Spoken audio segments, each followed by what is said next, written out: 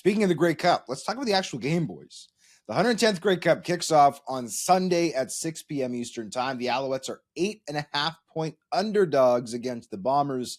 Who covers the spread and who wins the game? Well, we all sat here a week ago and we talked about the Toronto Argonauts versus the Montreal Alouettes. We weren't in Hamilton, though. No, well, In this beautiful century cottage. Let's go. On the water, baby. We're living a life of luxury here, but not here physically. We sat on the podcast. I'm just busting your balls. Anyone who's not watching on YouTube doesn't know where we are. We could be in Maui for all they know. I suppose, yeah. Which might Is be that where nicer. we're going next? That might Imagine the CFL winter meetings. We're in Hawaii. Woo! We can surf. Do you guys know how to surf?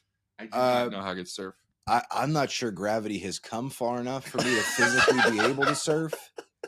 I was just going to say, shout out to Bo Levi Mitchell for letting us stay in his place for Grey Cup week. And we're really psyched to room with you. His place in Regina or his place here? For the record, this is just an Airbnb. It's not Bo's place. Bo probably lives in a beautiful brand new home. No, for the week, it's a 3 Nation house. Well, yeah, this is our house for this week. That's true. Back to the topic at hand.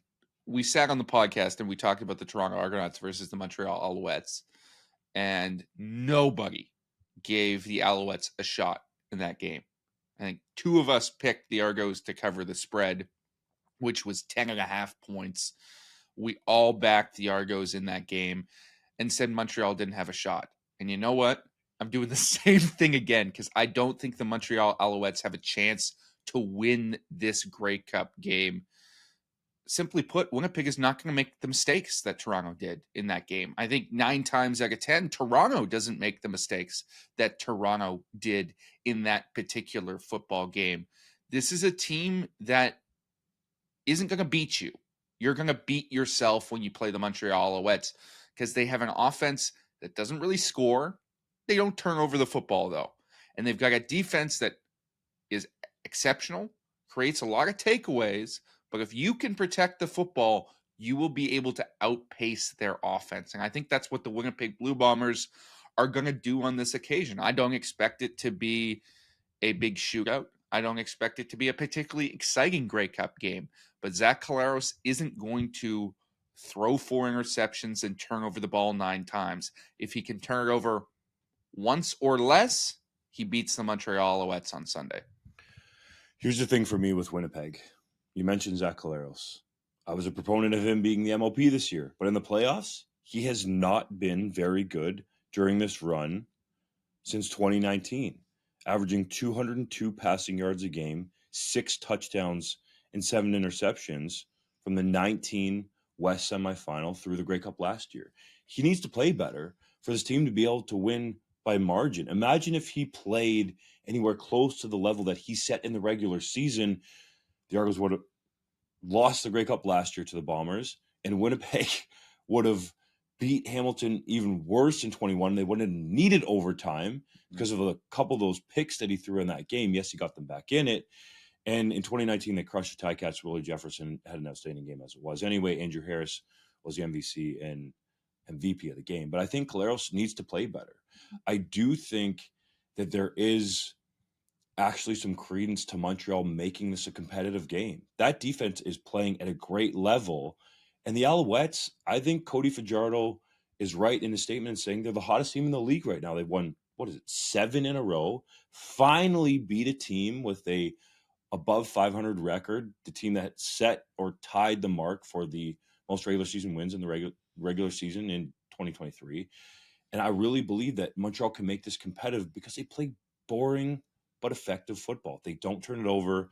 William Stanbeck, I was talking to him at Media Day, essentially has understood now that he's been on a pitch count. He's ready for this game. He's fully fresh. He didn't get it at the start of the year. It seemed like there was a little bit of, dare I say, animosity between him and Jason Moss. But I think the Alouettes can at least keep this close, but I do see Winnipeg winning. And I think the line's just going to keep going up. When it opened, I think it was around 7.5. So that means there's been some heavy Winnipeg money come in. I think there actually is value on the Owls to cover, but I do believe the Bombers win. I will say this, and you can review the tape if you want to from last week. But I said there is a formula for Montreal to beat the Toronto Argonauts in these final, and that is to play mistake-free football and let the Argonauts beat themselves in the form of turnovers, in the form of interceptions, all that stuff.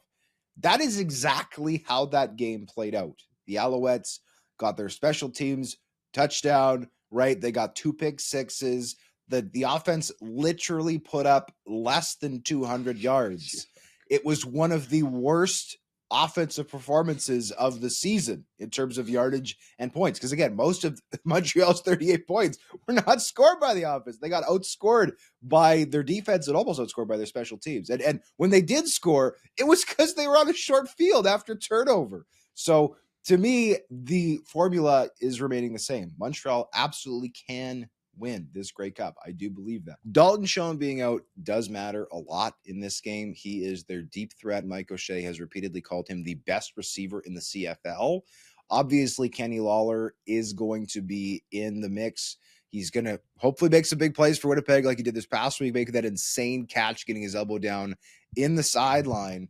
But obviously, the explosiveness of that offense is not going to be as great. And also, Adam Bighill being out on defense does matter. I don't think it matters any way you slice it. You don't Adam think there's Bighill, any chance he plays? I think it's an extraordinarily small percentage chance that he or Dalton Schoen plays. I suppose I should caveat. The Bombers haven't officially ruled them out. I don't expect either to play.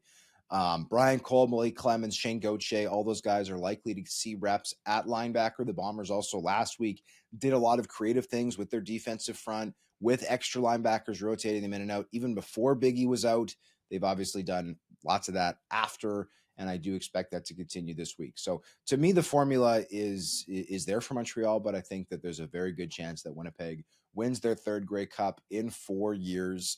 And I just think they're the better team, right? If the Bombers do not beat themselves, they will win this game. If they beat themselves, the Alouettes will win. That's the way I see it.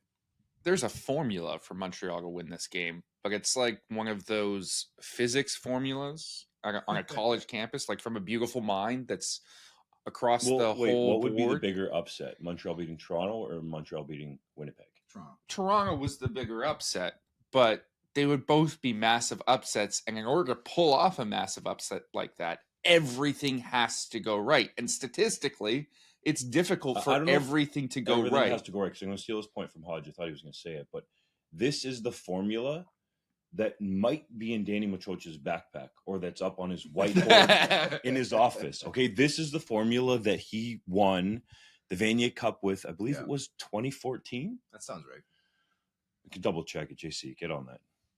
But this is what he did. He had a strong defense, led by Byron Archambault, an outstanding linebacker who was up for the President's Trophy in U Sports. Their special teams were solid, if unspectacular. And the offense ran the ball and was balanced enough with Anthony Calvillo there calling the plays to win that Vanier Cup. It's not the same in terms of Canadian university football and pro football, but that's been the Alouettes formula during this 7-game winning streak and last week against Toronto. Yeah, it's 2014. It's been there. It was indeed 2014.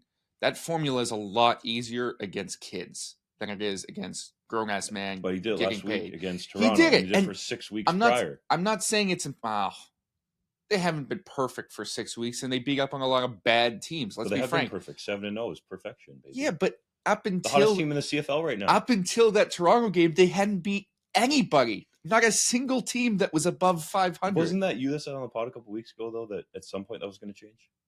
Yeah, and it did. And now it's never going to happen again. Never again. Not this season. There's only one game, and I don't think they win it. Let's be frank. Like, it is a complex formula to be able to pull off. Is it impossible? Simple, actually.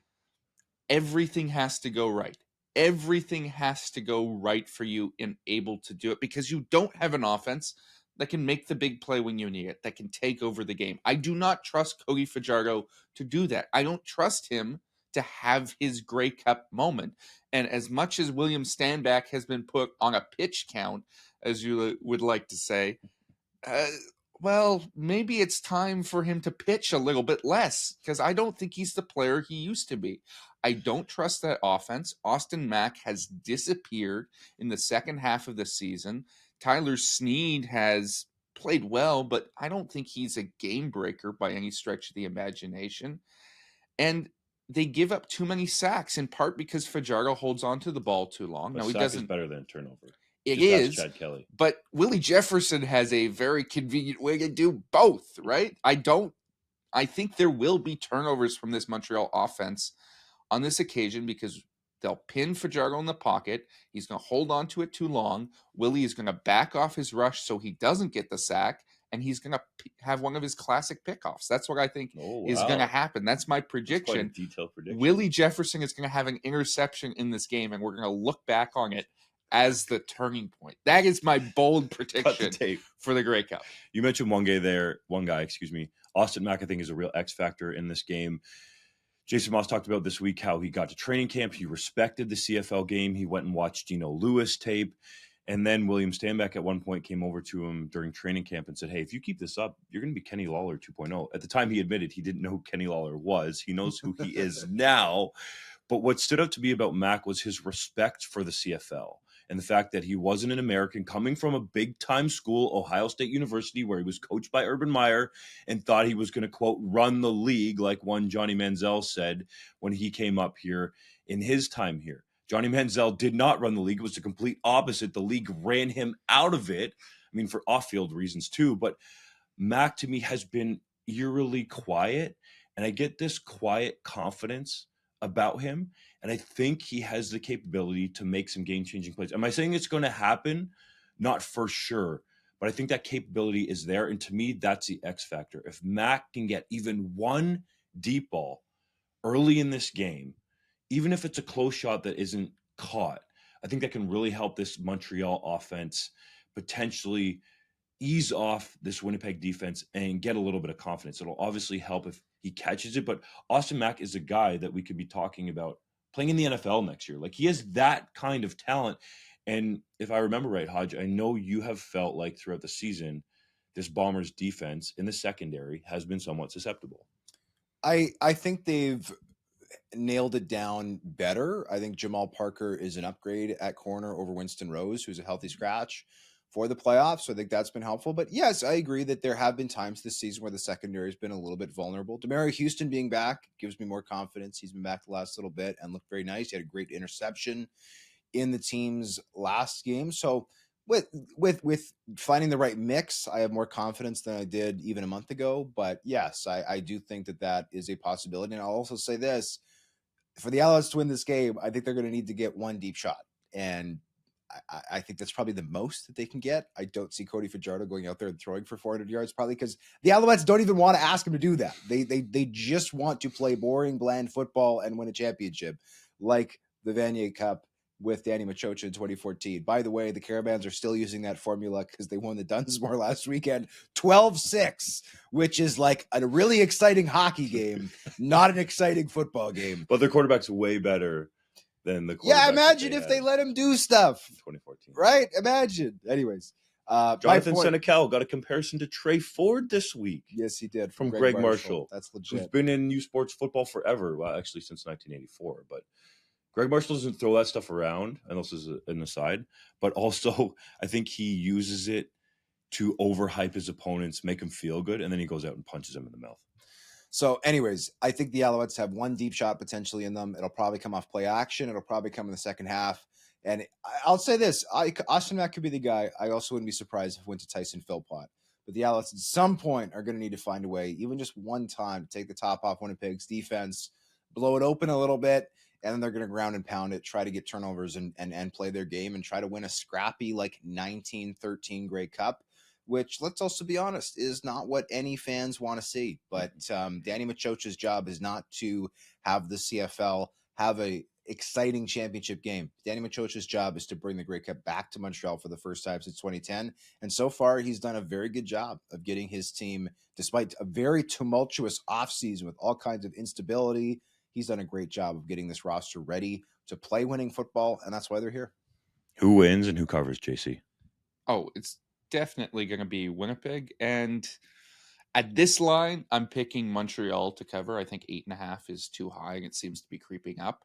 If you can get it at 6.5, you could always buy some points if you wanted to. I'm picking Winnipeg at 6.5. At 8.5, I'm picking Montreal to cover. Hodge? Yeah, I'll take Winnipeg by a touchdown. Anything more, I'll hedge with the Owls against the spread. But I think that the talking to some of the guys about losing last year's Grey Cup, like Jamarcus Hardrick, he literally used the word grieve. Like he said 5-6 weeks after last year's Grey Cup, Stanley Bryant hit up the offensive line on FaceTime and he was like, "Hey, are we coming back next year?" And he made it clear, if we're coming back, like we're not coming back to come back and just collect a paycheck. We're coming back to win a title. And the heartbreak that this club went through, I think, is something that they know they don't want to repeat.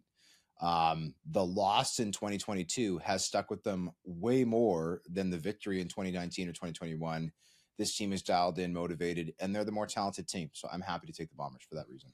I'll take the Bombers to win, the Alouettes to cover. And who are MVPs and MVCs in this game? Because we've highlighted a number of players.